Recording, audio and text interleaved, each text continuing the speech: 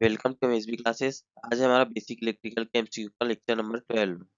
First question है हमारा, what is a potential difference. तो पोटेंशियल डिफरेंस क्या होता है? तो किसी भी सर्किट में मान लो कोई सर्किट है, प्लस माइनस 10 वोल्ट ले लो, यहाँ पे रेजिस्टेंस लगा हुआ है, ये भी रेजिस्टेंस है, ये भी रेजिस्टेंस है, और ये कनेक्टेड है। तो किसी भी सर्किट पे कोई भी दो पॉइंट, मान लो एक पॉइंट ये ले लिया, एक पॉइंट ये ले लिया, इसके बीच का जो वोल्टेज होगा, इसके वोल्टेज के डिफरेंस को हम क्या बोलेंगे? Potential difference. पोटेंशियल डिफरेंस, ये कोई भी दो पॉइंट हो सकते हैं। ये पॉइंट ले लिया, एक ये पॉइंट ले लिया, तो इसके बीच का हमको पोटेंशियल डिफरेंस मिल जाएगा। ठीक है, एक ये पॉइंट ले लिया, एक ये भी ले सकते हैं हम, तो ये इसका पोटेंशियल डिफरेंस कितना मिल जाएगा? यहाँ पे 10 वोल्ट मिल जाएगा। ठीक है, तो कोई भी नेटवर्क या सर्किट के किन्हीं भी दो पॉइंट के बीच का जो पोटेंशियल होता है, उसका डिफरेंस को बोलते हैं पोटेंशियल डिफरेंस। तो जो हमारा फर्स्ट ऑप्शन है, it is a difference of potential between two point in an electrical network. मतलब किसी भी नेटवर्क के दो पॉइंट के बीच का डिफरेंस को हम पोटेंशियल डिफरेंस बोलते हैं। नेक्स्ट क्वेश्चन हमारा, the current flowing through 1 ohm resistance connected between B and E in circuit so below. ये बी है और ये ई है, इसके बीच में जो रेजिस्टेंस कनेक्टेड है, इसमें फ्लो होने वाली करंट हमें बतानी है कि ये आई यहाँ पे कितनी होंगी। ठीक है, तो इसके लिए हम देख रहे हैं कि यहाँ पे 1 एम्पियर की करंट का एक 1 एम्पियर का करंट सोर्स लगा हुआ है, तो यहाँ से भी 1 एम्पियर फ्लो हो रही है, तो यहाँ पे भी कितनी है? 1 एम्पियर करंट फ्लो हो रही है। ठीक है, अब हम देख रहे हैं कि दोनों रेजिस्टेंस इक्वल वैल्यू के हैं। ठीक है, तो यदि इक्वल वैल्यू के होंगे ना, तो ये जो 1 एम्पियर की करंट आ रही, तो उसमें से आधी यहाँ से फ्लो होंगी, आधी यहाँ से, क्योंकि दोनों रेजिस्टेंस क्या है? इक्वल वैल्यू की। मतलब 0.5 एम्पियर यहाँ से और 0.5 एम्पियर यहाँ से। तो जो हमारा करेक्ट यहाँ आंसर आ गया वो 0.5 एम्पियर आ गया। ठीक है, लेकिन इसको हम अलग अलग रेजिस्टेंस होते थे यहाँ पे, तो हम इसको करंट डिवीजन रूल से निकालते। कैसे निकालते हैं? इसको हम मान लेते हैं I1 और रेजिस्टेंस को यदि हम R1 लेते हैं। ठीक है, तो यहाँ से फ्लो होने वाली करंट यदि I2 होती है, ये रेजिस्टेंस R2 होता है। तो जब हम करंट डिवीजन रूल लगाते हैं, तो ये जो टोटल करंट है हमारी, ये I मान लेते हैं। ठीक है, तो करंट डिवीजन रूल में हमको ये I1 के क्रॉस खेती करंट निकालना हो। ठीक है, तो इसको I1 इज इक्वल टू लिखते हैं इसका अपोजिट वाला रेजिस्टेंस। यदि I1 निकालना है तो I2 वाला रेजिस्टेंस। ठीक है, तो यहाँ पे लिखते हैं हम R2 अपॉन में R1 प्लस R2 इंटू में टोटल करंट। ठीक है, तो I1 इज इक्वल टू, इसको ऐसे भी लिख सकते हैं, I into R2 R1 plus R2। ठीक है, आया समझ में? यदि I1 निकालना हो तो उसके अपोजिट वाला रेजिस्टेंस जो I2 से मिल रहा है हमको, R2। ठीक है, और नीचे दोनों का सम, यहाँ पे भी वैल्यू रख के देख लेते हैं हम। I1 टोटल कितनी करंट है हमारी? 1 एम्पियर है। R2 की वैल्यू कितनी? 1। R1 की 1 प्लस 1, तो ये निकल के आएगा 1 अपॉन में 2 इज इक्वल टू 0.5 एम्पियर। ठीक है, तो जो हमारा करेक्ट ऑप्शन बी है, 0.5 एम्पियर। नेक्स्ट क्वेश्चन हमारा, in the circuit so below what will be the power consumption 2 ohm resistance connected across A and B. जो ए और बी के बीच में यहाँ पे जो रेजिस्टेंस कनेक्टेड है, कितना पावर का कंजप्शन करेगा, ये हमको बताना है। ठीक है, तो जो पावर होती है हमारी, पावर का कंजप्शन, उसको हम निकाल सकते हैं आई स्क्वायर आर से। ठीक है, तो इसके क्रॉस यदि हमें करंट पता चल जाए, यहाँ पे करंट कितनी है, तो यहाँ पे उसका पावर कंजप्शन निकाल सकते हैं। ठीक है, तो करंट पता करने के लिए क्या करते हैं हम? यहाँ पे नोडल एनालिसिस से यहाँ पे वोल्टेज निकाल लेते हैं। तो ये वोल्टेज माइनस ये वोल्टेज अपॉन में आकर रेजिस्टेंस लेंगे, तो हमारी करंट निकल के आ जाएंगी कि यहाँ पे करंट कितनी है। ठीक है, तो नोडल एनालिसिस में हम कैसे लगाते हैं? तो हम मान लेते हैं यहाँ पे करंट कितनी है? I1, यहाँ पे जाने वाली मान लेते हैं I2, और यहाँ पे I3। ये नोडल एनालिसिस लगाने का तरीका बता रहा हूँ मैं। ठीक है, तो हम जब यहाँ पे हम KCL लगाएंगे इस नोड बी पे, तो क्या बताएगा कि I1 plus I2 plus I3 is equal to 0। मतलब तीनों करंट जा रही है, तो हम तीनों को प्लस ले सकते हैं। ठीक है, तो तीनों को प्लस लेके 0 कर दिया। हाँ, ठीक है, यदि हम जाने वाली को माइनस ले रहे हैं, तो हम उसको ऐसे लिख सकते हैं, I1 minus I2 minus I3। ठीक है, is equal to 0। Minus sign common लिया, I1 plus I2 plus I3 is equal to 0। ठीक है, तो ये दोनों बात एक ही है, माइनस भी ले सकते हैं, प्लस भी ले सकते हैं। ठीक, तो अब यहाँ पे हम लगाएंगे I1 क्या होगा हमारा, यहाँ पे हम वोल्टेज मान लेते हैं V। तो I1 कैसा होगा? इधर से इधर फ्लो रही करंट, तो हाई वोल्टेज क्या होगा इसमें? V माइनस 6, V में से माइनस करा 6 अपॉन में R, तो R कितना है हमको यहाँ पे? 2। तो ये हो गया I1 प्लस सेकेंड क्या है? I2, तो I2 क्या होगा? V बाय 2 प्लस I3, तो I3 क्या होगा? ये V माइनस 12 अपॉन में यहाँ पर रेजिस्टेंस कितना है? 2 इज इक्वल टू 0। ठीक है, एलसीएम क्या आएगा? 2 और इसको इधर ट्रांसफर कर देंगे तो 0, तो क्या आएगा? V minus 6 plus V minus 12 is equal to 0। तो यहाँ पे हमारा v निकल के आएगा 3v इज इक्वल टू -12 -6 -12 -18 हो जाएगा। इसको इधर ट्रांसफर करेंगे तो हो जाएगा 18। तो v निकल के आ जाएगा हमारा 6 वोल्ट। ठीक है, तो यहाँ पे वोल्टेज पता चल गया 6 वोल्ट। अब करंट यहाँ की निकालना है हमको 2 के क्रॉस, ए बी के क्रॉस में करंट कितनी होगी, तो क्या होगा v -6/2, ये हमारी I1 जो निकल के आएंगे। ठीक है, तो ये कितनी आ जाएंगे 6 - 6/2, मतलब 0 एम्पियर आ गई। करंट यदि 0 एम्पियर आ गई तो हमारी पावर क्या होती है, P इजिकल टू I2R, मतलब 0 × R कितना है 2। तो पावर कंजप्शन क्या हो गया इसका, 0 हो गया। ठीक है, तो जो हमारा करेक्ट ऑप्शन होगा बी, 0। नेक्स्ट क्वेश्चन हमारा, what is the frequency of the waveform so below. जो नीचे वेवफॉर्म दी है इसकी फ्रीक्वेंसी क्या होगी हमको बताना है। ठीक है, तो जो 1 सेकेंड में जितने साइकिल कंप्लीट होते हैं उसको फ्रीक्वेंसी बोलते हैं। तो जो हमारी फ्रीक्वेंसी होती है उसको लिख सकते हैं 1 में टाइम पीरियड। टाइम पीरियड क्या होता है, एक साइकिल को कंप्लीट होने में, जैसे ये हमारा एक साइकिल है, इसको कंप्लीट होने में जितना टाइम लगता है इसको बोलते हैं हम टाइम पीरियड टी। ठीक है, तो यहाँ पे जो हमको टाइम पीरियड दिया है, इसके हाईएस्ट पॉइंट से पीक वैल्यू से इस पीक का दिया 0.02, तो इसका जो हाफ होगा यहाँ से यहाँ तक का, ये हो जाएगा 0.01। सिमिलर यहाँ से यहाँ तक का जो होगा वो कितना होगा 0.01। ये यहाँ से यहाँ तक का 0.01 और स्टार्टिंग का ये 0.01। जब टोटल टाइम पीरियड निकालेंगे तो टी हमारा निकल के आएगा 0.04। ये टी की वैल्यू पता चल गई, तो यहाँ से फ्रीक्वेंसी निकाल सकते हैं 1/t से। ठीक है, तो फ्रीक्वेंसी हो जाएंगी 1/में 0.04। ठीक है, तो फ्रीक्वेंसी निकल के आएंगे, पॉइंट हटाएंगे तो ऊपर 100.4 इजिकल टू 25 हर्ट्स। तो हमारा करेक्ट ऑप्शन होगा 25 हर्ट्स। ठीक है, सी करेक्ट ऑप्शन। तो जब हमारी फ्रीक्वेंसी क्या है 25 हर्ट्स है इसमें। ठीक है, तो हमारा टाइम पीरियड कितना निकल के आ गया, टी जो हमारा टाइम पीरियड था वो कितना है 0.04। ठीक है, और जब 50 हर्ट्स होती है ना फ्रीक्वेंसी, तो हमारा टाइम पीरियड कितना था 20 मिली सेकेंड। ठीक है, नेक्स्ट क्वेश्चन हमारा, 100 volt lamp is to be operated to 50 volt supply, the value of additional resistance to be connected in series with will be. ठीक है, एक 100 वॉट और 100 वोल्ट का लैम्प है। ठीक है, 100 वॉट का है, 100 वोल्ट का है। ठीक है, इसकी इसकी रेटिंग क्या है 100 वोल्ट की, लेकिन हमें उसको चलाना है कितने में 250 वोल्ट में चलाना है। तो इसके साथ में एक एडिशनल रेजिस्टेंस लगाना होगा हमको सीरीज में। तो सीरीज में लगाया गया एडिशनल रेजिस्टेंस की वैल्यू क्या होगी हमें बताना है। ठीक है, तो इसका हम डायग्राम बना लेते हैं पहले समझने के लिए। ये हमारा लैंप हो गया, इसके साथ हमको एक रेजिस्टेंस लगाना है। क्यों, क्योंकि हमको उसको प्लस माइनस ले लेते हैं 250 वोल्ट में ऑपरेट कराना है। ठीक है, तो मान लो ये रेजिस्टेंस की वैल्यू क्या है स्मॉल आर है। तो इस लैंप की रेटिंग क्या दी है पहले वो देख लेते हैं। ये है 100 वॉट 100 वोल्ट का। तो लैंप का एक रेजिस्टेंस होगा, तो लैंप का रेजिस्टेंस क्या होगा, तो हमको पावर दी है यहाँ पे और वोल्टेज दिया है, तो इससे हम रेजिस्टेंस निकालते हैं। रेजिस्टेंस होता है V² अपॉन में P, मतलब 100 का स्क्वायर अपॉन में 100, फिर निकल के आएगा 100 ओम। ठीक है, तो यहाँ पे जो लैंप का रेजिस्टेंस निकल के आ गया वो कितना आ गया 100 ओम। यदि 100 ओम लैंप का रेजिस्टेंस निकल के आ गया तो जो लैंप में से 100 वोल्ट में करंट कितनी फ्लो होगी ये भी निकल के आ जाएगा। ठीक है, तो यहाँ पे करंट क्या होनी चाहिए आई। ठीक है, तो आई होती है V/R। तो वोल्टेज कितना है हमारा 100 और रेजिस्टेंस निकल के आया 100, तो 1 एम्पियर की करंट यहाँ पे फ्लो करा सकते हैं मैक्सिमम हमारे लैंप को। ठीक है, 1 एम्पियर की। ठीक है, तो यहाँ सब कुछ हमको पता चल गया। तो हमको आर की वैल्यू निकालना है, तो आर की वैल्यू निकालने के लिए हम यहाँ पे क्या कर सकते हैं केवीएल लगा सकते हैं। ठीक है, केवीएल कैसे लगा सकते हैं, -250 यहाँ से गया 1 एम्पियर।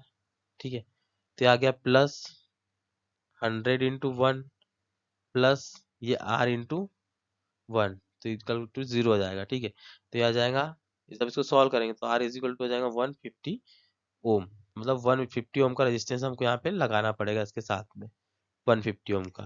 ठीक है, तो जो हमारा करेक्ट ऑप्शन होगा 150 ओम। नेक्स्ट क्वेश्चन हमारा, टू बल्ब ऑपरेटिंग हर 60 watt 250 volt and 100 watt 250 volt are connected in series across supply of 250 volt in a room, what will be the total power dissipation in the circuit. ठीक है, circuit की total power हमको निकालनी है। तो question क्या बोल रहा है कि एक ही लैंप है। ठीक है, और इसके साथ में एक और लैंप कनेक्टेड है सीरीज में, और इसको 250 वोल्ट से जोड़ा गया है। ये गया हमारा 250 वोल्ट। ठीक, तो इसकी रेटिंग क्या दी है हमको 60 वॉट 250 वोल्ट। इसकी रेटिंग दी है हमारे 100 वॉट 250 वोल्ट। ठीक है। तो हमको टोटल पावर कंजप्शन निकालना है। तो मान लेते हैं कि इसका रेजिस्टेंस क्या है, R1, इसका R2, ठीक है। इसकी पावर P1, इसकी पावर P2। तो जब ये सीरीज सर्किट है तो हम टोटल रेजिस्टेंस लिखेंगे यहाँ पे RT। तो टोटल रेजिस्टेंस कितना आएगा हमारा, R1 प्लस R2, ठीक है। तो ये टोटल रेजिस्टेंस निकल के आ गया। तो जो हमारा रेजिस्टेंस होता है R, तो R हमारा होता है क्या, वी स्क्वेयर अपॉन में P, पावर जो भी कंजप्शन हो रही है वो, ठीक है। तो इस फॉर्मूला से देखते हैं कि जो RT इज इक्वल टू हो जाएगा हमारा वी स्क्वेयर अपॉन में R1 में पावर कितनी P1 plus we square upon में R2 में पावर कितनी P2, ठीक है। यहाँ हम वी स्क्वेयर से डिवाइड कर देंगे तो हमारा आएगा RT अपॉन में V square is equal to 1 upon P1 plus 1 upon में P2, ठीक है। RT हमारा टोटल रेजिस्टेंस है। तो ठीक है, अभी हमने देखा कि R इज इक्वल टू क्या होता है, वी स्क्वेयर अपॉन में पावर P। यहाँ RT ले लेते हैं हम टोटल रेजिस्टेंस से, ये टोटल पावर होती है, ठीक है। तो पावर को इधर ट्रांसफर कर देंगे हम, तो जो टोटल पावर होती है वो क्या होगी, P is equal to V square upon में RT, ठीक है। तो ये पावर हो गई PT, total power is equal to क्या होता है, वी स्क्वेयर अपॉन में RT, ठीक है। लेकिन यहाँ पे यदि हम इसको पलट दे, ठीक है, जैसे यहाँ पे आई की वैल्यू चाहिए हमको RT अपॉन वी स्क्वायर, इसको यदि हम RT अपॉन वी स्क्वायर लिखे तो ये निकल के आएगा 1 upon P total power is equal to RT upon में वी स्क्वायर, ठीक है। तो इसकी वैल्यू यहाँ फॉर्मूले में पुट कर देंगे हम, तो 1 upon P T is equal to 1 upon P1 plus 1 upon P2। जब इसको सॉल्व करेंगे हम तो हमारी टोटल पावर निकल के आएंगे PT is equal to P1 into P2 upon में P1 प्लस P2, ठीक है। तो ये पावर का फॉर्मूला है सीरीज में, ये ऐसे निकल के आता है, ठीक है। तो इस पावर के फॉर्मूले में डायरेक्ट वैल्यू पुट कर दे तो हमारी जो टोटल पावर होगी, यदि वोल्टेज दोनों का सेम हो तो क्या होता है, 60 इंटू 100 अपॉन में 60 प्लस 100 160 हो जाएगा, ठीक है। इससे ये कैंसिल, ठीक है, 2 से कर देंगे 8 5 टाइम, फिर 2 से कैंसिल कर देंगे 4 30 टाइम, फिर 2 से कर देंगे 15 टाइम, तो 15 बाजी 75/2 आ जाएगा, ठीक है। जब इसको सॉल्व करेंगे तो हमारी टोटल पावर निकल के आएंगे 37.5 वॉट। तो ऑप्शन ये हमारा करेक्ट होगा, ठीक है। जब सीरीज में रहे तो पावर का फॉर्मूला ये है, और पैरेलल में रहे तो जो टोटल पावर होती है वो होती है P1 प्लस P2, डायरेक्ट हम उसको प्लस कर लेते हैं। नेक्स्ट क्वेश्चन हमारा, a 100 turn coil has a inductance of 6 millihenry. 100 turn की कॉइल है, इसका इंडक्टेंस कितना है, 6 millihenry. If the number of turn increase to 200, number of turn को 200 कर दिया, all other quantity remain the same, the inductance will be, ठीक है। बाकी सारी क्वांटिटी क्या है, सेम। मतलब जब N1 था 100, हमारा L1 ले लेते हैं इसको, ये कितना था 6 मिली हेनरी। जब N2 हमने कर दिया कितना 200, तो हमको L2 निकालना है कितना होगा, बाकी सारी क्वांटिटी सेम थी।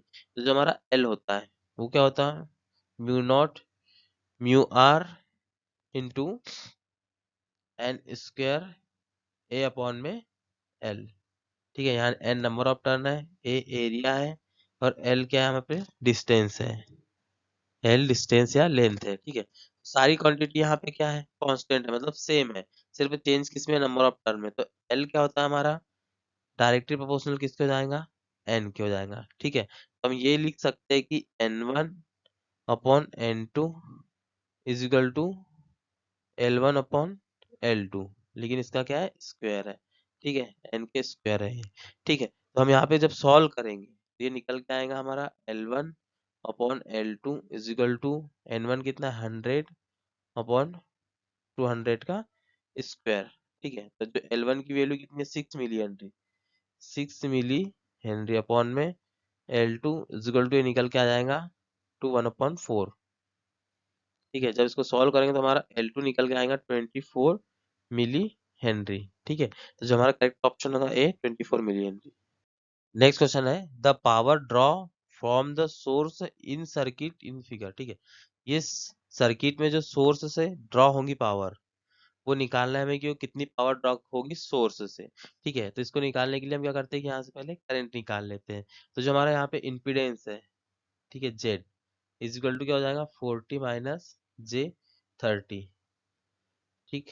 इसका मॉडुलस निकालेंगे तो ये निकल के आएगा हमारा क्या, √40 स्क्वायर माइनस 30 का स्क्वायर प्लस माइनस 30 का स्क्वायर। तो ये जब सॉल्व करेंगे तो निकल के आएगा हमारा 1600 प्लस में 900, तो जो जेड निकल के आएगा वो कितना आ जाएगा हमारा 50। जब इसको सॉल्व करेंगे, ठीक है, 50 ओम आ जाएगा।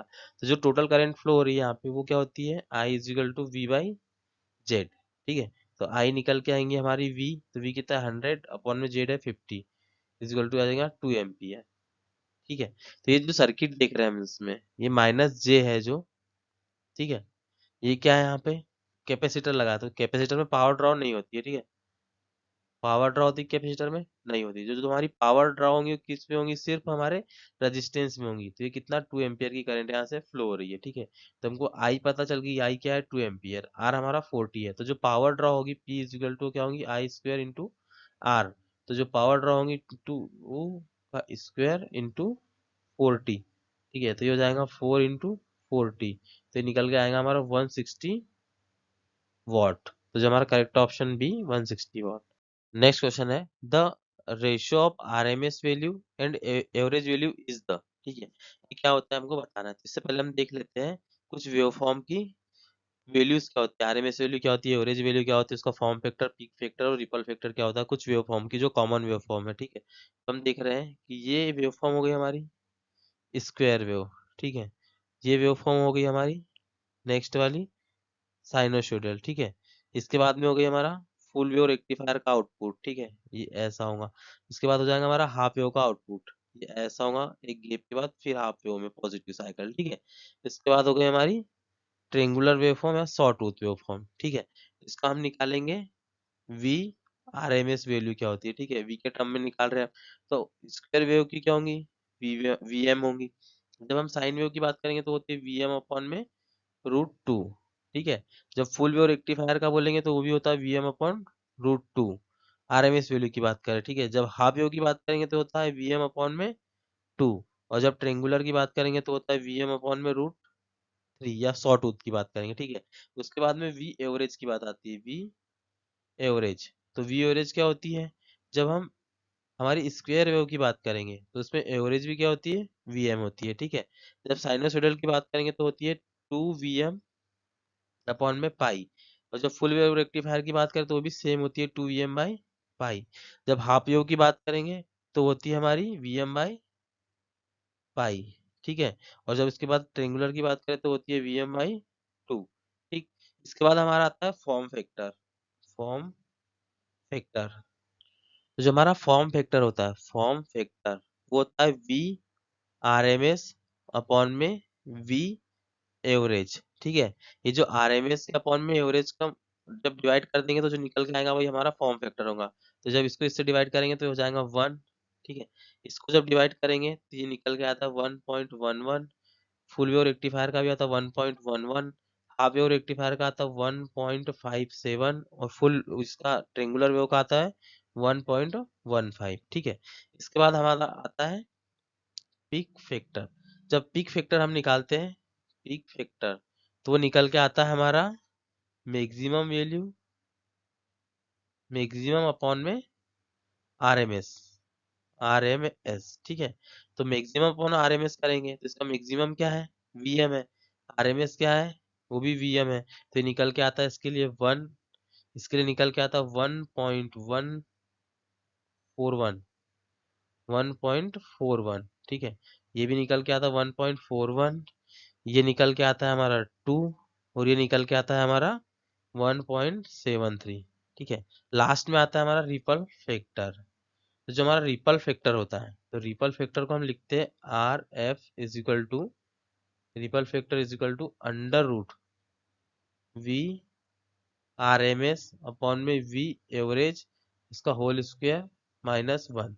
मतलब इसको ये भी लिख सकते हैं कि अंडर रूट, ये क्या है V R M S upon V average निकल के आता है हमारा क्या फॉर्म फैक्टर, मतलब फॉर्म फैक्टर का स्क्वायर -1, ठीक है। तो ये होता है हमारा रिपल फैक्टर। तो यहाँ पे जब हम सॉल्व करेंगे तो ये निकल के आएगा 0, इसका आता है 0.481 साइनोसॉइडल का, और जब फुल वेव रेक्टिफायर की बात करें तो भी सेम आता है, ठीक है। उसके बाद में हम हाफ वेव रेक्टिफायर की बात करें तो 1.21 आता है, ट्रेंगुलर की बात करें तो 0.56 आता है, ठीक है। तो क्वेश्चन हमारा पूछ रहा था कि हमारा आरएमएस वैल्यू और एवरेज वैल्यू का रेशियो क्या होता है। तो जो आरएमएस वैल्यू और एवरेज वैल्यू का रेशियो होता है वो क्या होता है, हमारा फॉर्म फैक्टर होता है। तो ऑप्शन डी हमारा करेक्ट ऑप्शन होगा। नेक्स्ट क्वेश्चन हमारा the equivalent resistance of the circuit. Circuit का इक्विवेलेंट रेजिस्टेंस हमको बताना है। तो हम देख रहे हैं कि ये 200 का यहाँ से इक्विवेलेंट हमको बताना है, ठीक है। तो ये 200, ये 400 और ये 200 कैसे है, तीनों सीरीज में, तो डायरेक्ट प्लस हो जाएंगे, मतलब 200, 400 और 200, तो 2 2 4 4 4 8, मतलब 800 का इसके साथ कैसे आएगा यहाँ रेजिस्टेंस, एक पैरेलल में आएगा। और 800 का ऑलरेडी लगाओ, तो जब सेम वैल्यू के दो रेजिस्टेंस होते हैं तो उसका जो इक्विवेलेंट आता है उसका कितना आता है, उसका हाफ आता है, मतलब यहाँ 400 का एक, इसका हाफ पैरेलल में आ जाएगा, ठीक है। कैसे आता है एक बार देख लेते हैं। आर इक्विवेलेंट 800 इंटू 800 अपॉन में 800 प्लस 800 हो गया 1600, इससे 2/2 और 2 से 400, ठीक है। तो 800 का 400 आ जाता है जब पैरेलल में सेम वैल्यू के रेजिस्टेंस लगे हो, ठीक है। तो यहाँ आ गया एक 400 का, एक 2 का, और 2 का पहले से लगाओ तो फिर से कितना हो गया 800, तो ये 800 के साथ फिर से एक 800 का कैसे आ गया, पैरेलल में आ गया। तो इसका कितना निकल के आएगा इक्विवेलेंट 400। तो 400 के साथ दो सीरीज में कौन से हो गए, 100 और 100 का, तो 400 500 600। तो जो हमारा करेक्ट आंसर आएगा वो 600 ओम आएगा, ठीक है। ऐसे यदि क्वेश्चन आते हैं तो उसका डायरेक्ट ऐसे ही निकालना है, ठीक है। नेक्स्ट क्वेश्चन हमारा in the circuit so below, ठीक है। सर्किट है, इसमें कौन सा, हमारे सर्किट में कौन सा डिवाइस पावर को डिलीवर कर रहा है और कौन सा पावर को एब्जॉर्ब कर रहा है, ये हमें बताना है, ठीक है। तो जब भी किसी के सर्किट के पॉजिटिव से आउटपुट निकल रहा हो, करंट निकल रही है हमारी पॉजिटिव से, ठीक है, इसकी डायरेक्शन ऐसी है, तो पॉजिटिव से जब करंट निकल रही है मतलब पावर को कैसा कर रहा है, डिलीवर्ड कर रहा है, ठीक है। यदि पॉजिटिव से करंट इंटर हो रही है, ठीक है, यहाँ पे देखो, और नेगेटिव से निकल रही है, तो क्या कर रहा है, एब्जॉर्ब कर रहा है पावर को। तो यहाँ साफ साफ देख रहे हैं हम कि डिवाइस ए में पॉजिटिव से करंट निकल रही है, मतलब ये पावर को क्या कर रहा है, डिलीवर कर रहा है। और जो बी है, इसमें पॉजिटिव से करंट इंटर हो रही है और नेगेटिव से निकल रही है, तो पावर को क्या कर रहा है, एब्जॉर्ब कर रहा है। तो जो ऑप्शन ए है, device A is delivering 100 watt, ठीक है। 100 कैसे आया, पावर होती है V इंटू आई, तो यहाँ 10 एम्पियर और 10 वोल्ट है, तो 10 इंटू 10 कितना आ गया हमारा, 100 वॉट। यहाँ भी सेम पावर क्या है, 100 वॉट। तो जो डिवाइस ये है 100 वॉट को डिलीवर कर रही है, while device B is absorbing 100 watt, ठीक है। बी 100 वॉट को एब्जॉर्ब कर रही है, तो जो करेक्ट होगा ऑप्शन ए होगा। नेक्स्ट क्वेश्चन हमारा, if 10 volt is applied across capacitor of 2 farad then the energy store in the capacitor will be, ठीक है। जो सी होता है कैपेसिटर, वो क्या होता है, epsilon naught epsilon R A upon D, ठीक है, ये कैपेसिटर का फॉर्मूला होता है। और जो कैपेसिटर में स्टोर एनर्जी होती है वो क्या होती है, 1/2 सी वी स्क्वायर, ठीक। तो यहाँ पे हम वैल्यू पुट करेंगे 1/2, क्या है कैपेसिटर की वैल्यू 2 फेरेड है, और हमारा वी क्या निकल के आ रहा है यहाँ पे, क्या है वी, 10 का स्क्वायर, ठीक है। तो ये हो जाएगा हमारा 1/2 इंटू 2 इंटू 10 का स्क्वायर हो जाएगा 100, 2 से 2 कैंसिल, तो हमारा निकल के आएगा 100 जूल। तो जो करेक्ट ऑप्शन होगा 100 जूल सी, ठीक है। ऐसे इंडक्टर में जो स्टोर्ड एनर्जी होती है E इज इक्वल टू क्या होती है, 1/2 L I का स्क्वायर, ठीक है। नेक्स्ट क्वेश्चन हमारा, if 10 resistance of 10 ohm each are connected in parallel then total resistance will be, ठीक है। तो हमने इससे पहले देखा कि पैरेलल में रेजिस्टेंस कैसे निकालते हैं हम, R equivalent is equal to, ठीक है, 1/R1 plus 1/R2 plus 1/R3 plus 1/R4 plus 1/R5, ऐसे ऐसे करते यहाँ कहाँ तक जाना, 1/R10 तक, ठीक है। जो हमारा आर इक्विवेलेंट निकल के आएगा यहाँ पे, तो ये हो जाएगा 1/10 प्लस 1/10 प्लस 1/10 प्लस 1/10 प्लस 1/10, कितने हो गए, 1 2 3 4 5 हो गए, ठीक है। ये 6 7 8 9 और 10, ठीक है। तो सारे का एलसीएम निकल के आएगा 10, ठीक है। इसको सॉल्व करते हैं हम 10, ठीक है। ऊपर 1 1 कितना आएगा, 10 time 1 plus 1 plus 1 plus 1 plus 1, कितने को 1 2 3 4 5 6 7 8 9 और ये 10। तो 1/R इक्विवेलेंट निकल के आ जाएगा हमारा 10/10, ये कैंसिल हो जाएगा तो 1, तो आर इक्विवेलेंट को ऊपर ले जाएंगे, R equivalent is equal to 1 ohm, ठीक है। तो इसका जो करेक्ट ऑप्शन होगा 1 ओम। लेकिन एक बात हम यहाँ पे हमने देखी, यदि सेम वैल्यू के 10 ओम के 10 रेजिस्टेंस अब यदि पैरेलल में कनेक्टेड है तो उसका जो इक्विवेलेंट निकल के आ रहा है 1 ओम, ठीक है। तो ऐसे यदि 100 ओम के 100 रेजिस्टेंस पैरेलल में कनेक्ट हो तो उसका भी 1 आएगा, ठीक है। यदि 50 ओम के 50 रेजिस्टेंस कनेक्ट है उसका भी 1 आएगा। इसी टाइप से यदि 1000 ओम के 1000 रेजिस्टेंस पैरेलल में कनेक्ट है तो उसका इक्विवेलेंट क्या आ जाएगा, 1 ओम आएगा। तो ये बात हमको ध्यान में रखनी है, ठीक है। तो इसका correct option 1 ohm. Next question हमारा, three resistance of 30 ohm 15 ohm 5 ohm are connected in parallel, their combination resistance will be, ठीक है। तो 3 ओम है तो इसका आर इक्विवेलेंट निकालेंगे, तीनों कैसे पैरेलल में, तो ये भी ऐसे आएगा 1/30 प्लस 1/15 प्लस 1/5, इसका एलसीएम निकल के आएगा 30। तो R equivalent is equal to, ठीक है, ये आ जाएगा 126, ठीक है। 1/r equivalent is equal to आ जाएगा 9/30। तो आर इक्विवेलेंट आएगा, इसको ऊपर लेके जाएंगे हम, इक्विवेलेंट तो आ जाएगा 30/9। जब इसको हम सॉल्व करेंगे तो आएगा ये 3.33 करके आएगा, ठीक है, ओम। मतलब इक्विवेलेंट रेजिस्टेंस क्या है, 3.33 ओम। मतलब ये 5 ओम से कम है, तो लेस देन 5 ओम हमारा करेक्ट ऑप्शन होगा, ठीक है। तो जब भी पैरेलल में जो रेजिस्टेंस कनेक्ट हो रहे हैं, यहाँ पे 3 है, ठीक है, कितने भी रेजिस्टेंस कनेक्टेड होते हैं तो उसका जो इक्विवेलेंट रेजिस्टेंस आता है, तो पैरेलल में कनेक्टेड जो सबसे छोटा रेजिस्टेंस है जो कि यहाँ 5 ओम का है, तो उससे हमेशा कम ही आएगा, ठीक है। इक्विवेलेंट रेजिस्टेंस की जब बात करेंगे हम पैरेलल में, इसका हमेशा क्या आएगा, जो लोवेस्ट रेजिस्टेंस है उससे कम आएगा। और जब हम सीरीज की बात करेंगे तो सीरीज में क्या होता है कि जो हाईएस्ट रेजिस्टेंस होता है उससे ज्यादा आता है। मान लो यदि तीनों सीरीज में कनेक्टेड होते हैं तो इसका जो आर इक्विवेलेंट निकल के आता वो क्या आता, 30 से ग्रेटर आता, ठीक है। तो करेक्ट ऑप्शन इसका तो डी है। नेक्स्ट क्वेश्चन हमारा, which of the following use to provide inductance in a circuit, circuit में इंडक्टेंस को प्रोवाइड करने के लिए किसका यूज करते हैं, तो resistance, choke, capacitor, heater.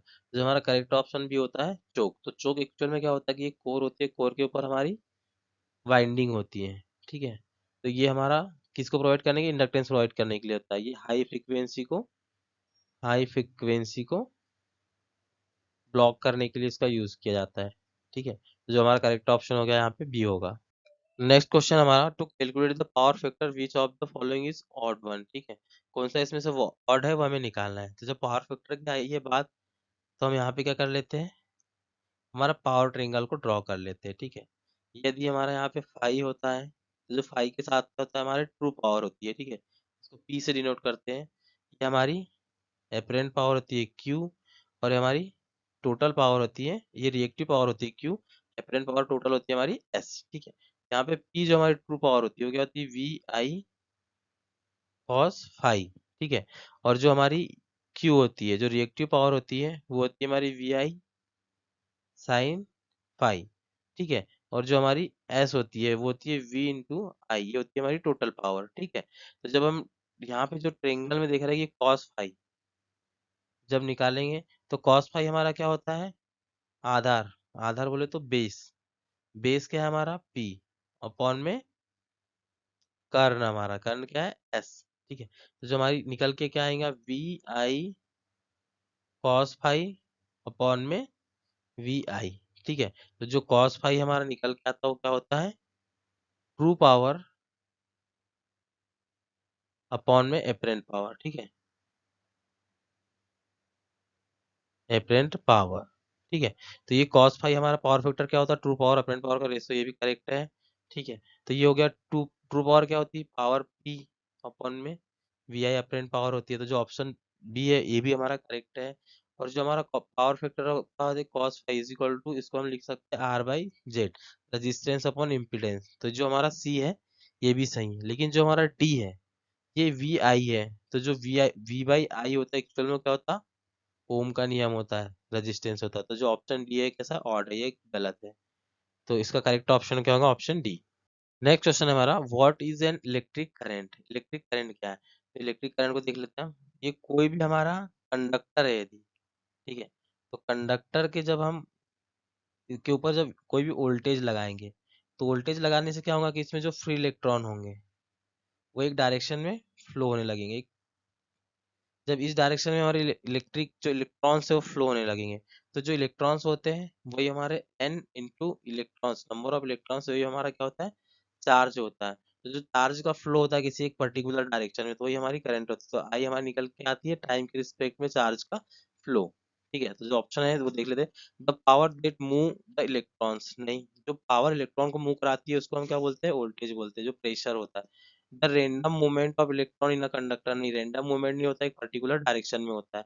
The pressure difference between two pole, नहीं, जो प्रेशर डिफरेंस बिटवीन दो पोल होता है उसको क्या बोलते हैं हम, वोल्टेज डिफरेंस या पोटेंशियल डिफरेंस बोलते हैं।